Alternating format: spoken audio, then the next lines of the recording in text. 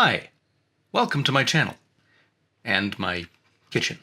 I'm watering plants, and I need to finish the dishes. Okay, first of all, thank you for being here. Thank you for tuning in. Let me adjust my mic. There, it's been adjusted. Okay, so first of all, full disclosure, I have no idea what I'm doing when it comes to video. This is entirely new to me. Vlogging, video production, etc. This is new territory for me, so please be patient. I will do my best to get the hang of it as quickly as I can. I am interested to learn. I just, honestly, I've been avoiding it for decades. In this first installment, what I want to do is just kind of give an overview of my situation. And what I'm trying to do, obviously. Right. So I came to Japan in 2015. I was originally living in Tokyo. I now live just about 10 miles north of where I used to live, now in Saitama City, across the river in Saitama Prefecture. And since coming here in 2015, I have always been an English teacher. Which is kind of like the standard job. Oh, you're going to go abroad and teach English? Isn't that neat? Yeah, it's not so neat after you've been doing it for more than a decade. At least if you're working the kind of jobs that I've been working. These are non-career type jobs.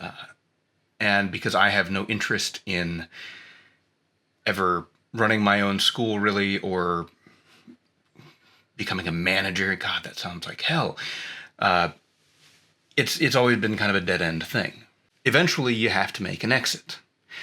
Now, this is something that can be tricky. Part of the trickiness comes from the fact that when you have your residency in Japan, that comes with some type of work permission attached to it.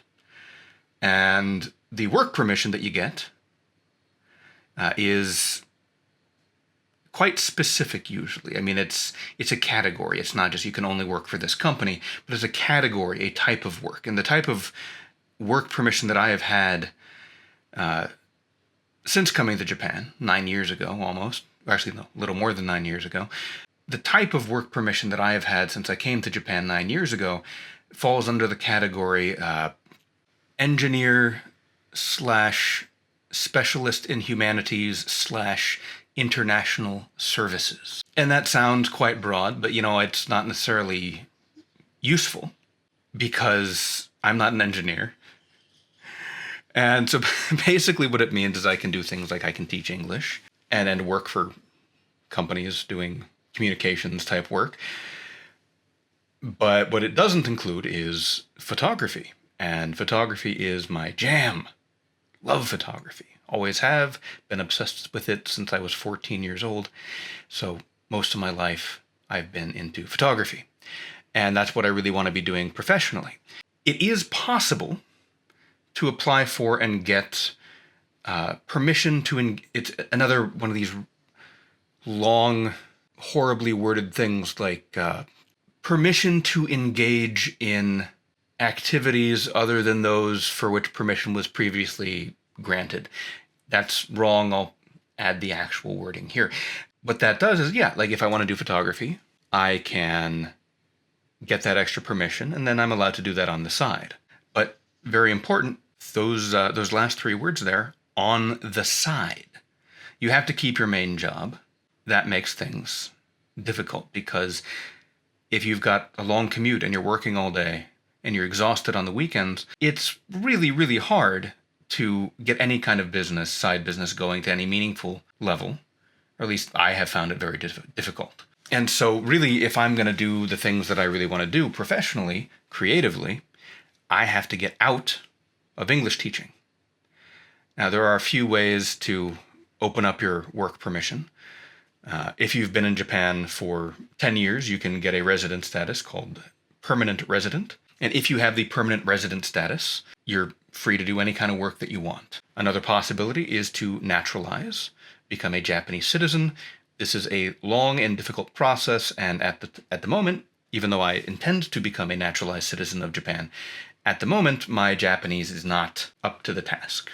if you naturalize, you get all the rights, including you can do whatever you want for work. Now, the third option, which finally became a reality for me earlier this year, is if you are the spouse or child of a Japanese national. Now, obviously, I am not the child of a Japanese person.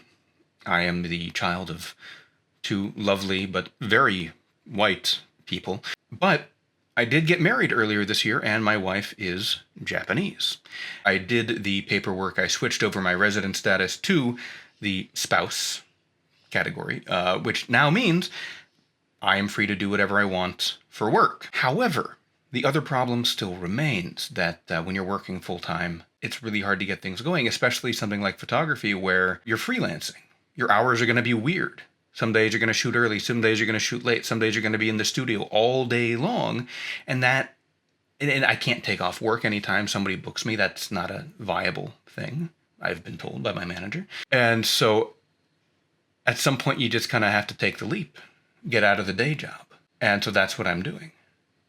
In about a month, I am leaving my full-time day job as an English teacher, and I will be then initially doing whatever kind of work that I can pick up in terms of photography, teaching photography, doing portraits, doing product shots, anything I can get my hands on while I find my fit in the marketplace, build up my marketing and all that. And I'll also be teaching English, also freelance, doing private lessons, things like that. And so that's kind of the first stage of this journey. But let me give you an idea of what my daily life is like at the moment, Monday to Friday. And this, by the way, is to give you some clue as to why I want to get out of this lifestyle. At 5 or 6 a.m., depending on the day, I wake up. Then I make breakfast for my wife. Then I do work like building my websites and stuff like that until 8:15 when I go to the grocery, the only one in the neighborhood that opens that early, get stuff for dinner, come home, and I quickly throw together a couple dishes for dinner. After this, I ride my bike to work. At work, I spend 8 hours wrangling kids. I'm basically a zookeeper. It's nuts. Once all the kids have gone home, I clean the school. After I clean the school, I ride my bike home, maybe taking the long way so that I can get a little bit of exercise. I'm commuting home. I'm extremely tired. Hooray! I get home around 9 p.m. From there, I eat dinner, and I try to do a few more things, but I'm exhausted, so it's not usually very productive. Then I take a shower and go to bed. And I don't really have a whole lot of free time during the week. Now, this is better, at least, than my old situation when I was working in Tokyo, because I would work a split shift and I had a much longer commute.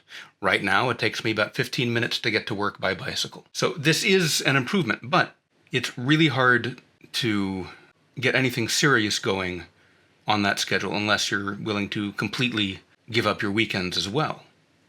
And some of you may be thinking, well, yeah, that's what you got to do. You got to work on your thing on the weekend so that you can get out of that day job during the week. Except that with my working schedule and my wife's working schedule, the weekend is really the only time where we can actually be together in any meaningful way.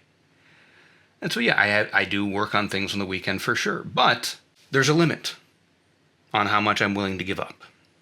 I would rather take the risk of going just full-on freelance and jumping ship on my day job than try to kill myself using what little free time I have. Every day it's the same thing.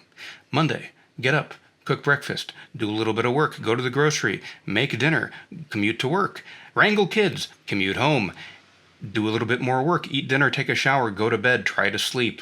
Tuesday, same thing. Wednesday, same thing. Thursday, same thing. Friday, same thing. And all of this for 1,500 yen an hour, which at current exchange rates is something unbelievably bad.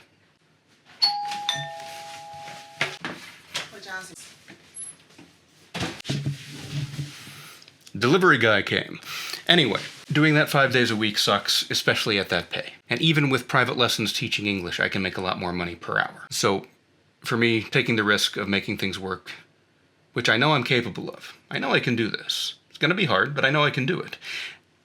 But that risk is a lot better to me, a lot more palatable than staying in a job that fills me with a sense of dread every time I get on my bike and start rolling in that direction. So this has been a little bit long-winded and unfocused. Like I say, I'm learning, but thank you for being here.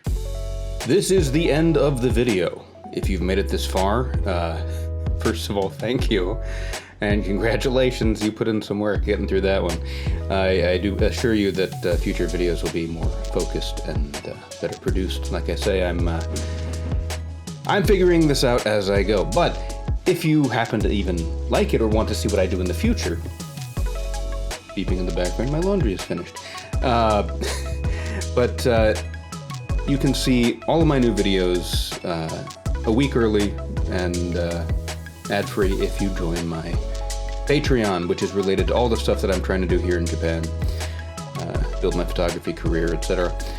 And so if you'd like to see that, check out the link in the description of the video. And if I invite you, please, if you like what you saw, hit that thumbs up. If you want to see more, hit subscribe, and I will be back soon-ish, probably next week. So thanks for watching. Seriously, thank you. I wouldn't.